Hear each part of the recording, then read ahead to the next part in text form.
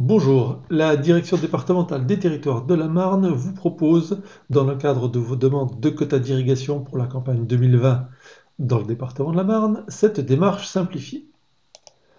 Avant de démarrer, assurez-vous de bien posséder votre numéro d'irrigant, vos différents numéros de forage ou puits, ainsi que les surfaces cumulées par culture et par puits. Dernier point également, si vous fonctionnez en co-utilisation, merci de vous munir des noms, des numéros d'irrigants et de la raison sociale de chacun des co-utilisateurs.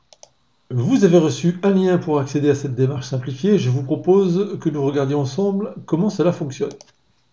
Tout d'abord, il faut renseigner un prénom et un nom pour accéder à la démarche. Et voici.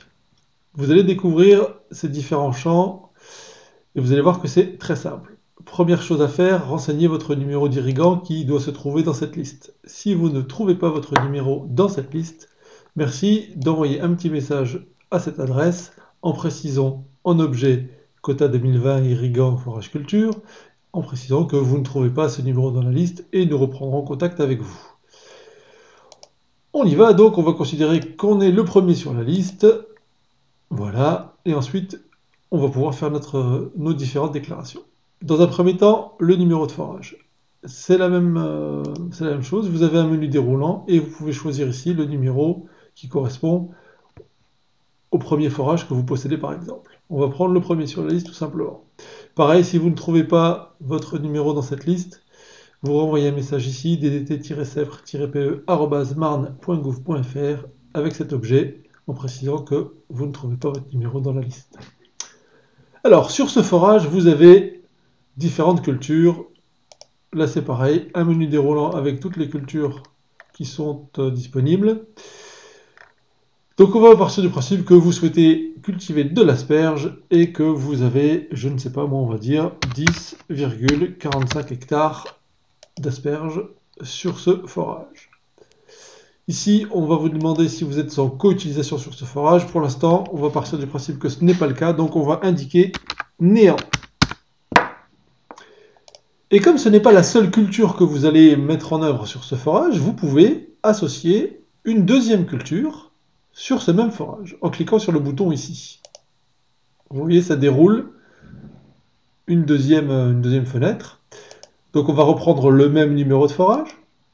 Par contre, on va ajouter une deuxième culture. Je précise que si vous êtes en co-utilisation et que vous avez par exemple 3 surfaces différentes de cette même culture, là on va prendre les céréales, il faut indiquer ici les surfaces cumulées. Si vous êtes en co-utilisation avec M. Dupont et M. Durand, qu'à vous trois ça fait 28 hectares, et bien vous noterez ici 28 hectares.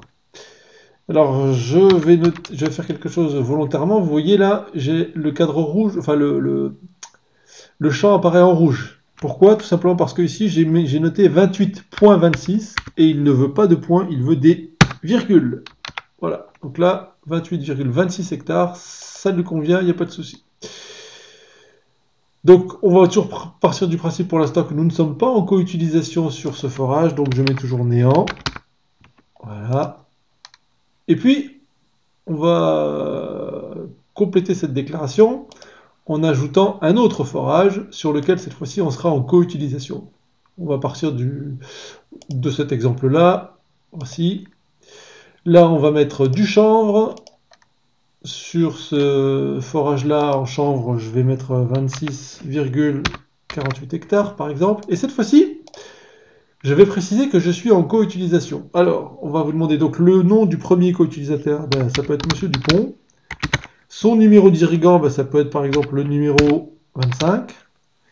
Et puis sa raison sociale, ça peut être par exemple la SARL de la mode par exemple. J'écris n'importe quoi. Mais ce n'est pas le seul co-utilisateur, il y en a un autre. Je vais donc noter M. Durand. M. Durand qui lui a le numéro d'irrigant 42. Voilà, je reste en majuscule donc ça ne va pas. Numéro 42. Et puis, on va dire que c'est le ARL du genou. Et voilà, j'ai renseigné mes deux co-utilisateurs parce que j'en ai pas d'autres. Je pense, en tout cas dans cet exemple. Et donc, voilà.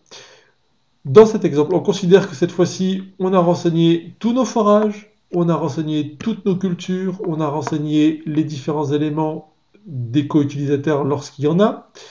Donc là, j'ai fini, j'ai plus besoin de solliciter ce bouton. On va vous demander ici simplement de préciser si vous avez changé d'adresse, si vous avez changé de dénomination, d'adresse mail, de numéro de téléphone, et bien de le préciser ici. Si rien n'a changé, vous mettez néant. Si vous avez un changement quelconque, eh bien merci de le préciser ici. Par exemple, on pourrait mettre nouveau, je vais y arriver, téléphone,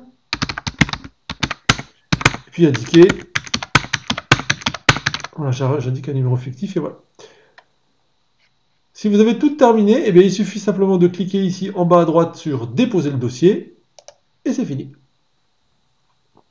Voilà ce qui s'affiche. Donc vous recevez aussitôt un mail de l'application qui vous précise que vous avez bien renseigné, que vous avez bien déposé une déclaration.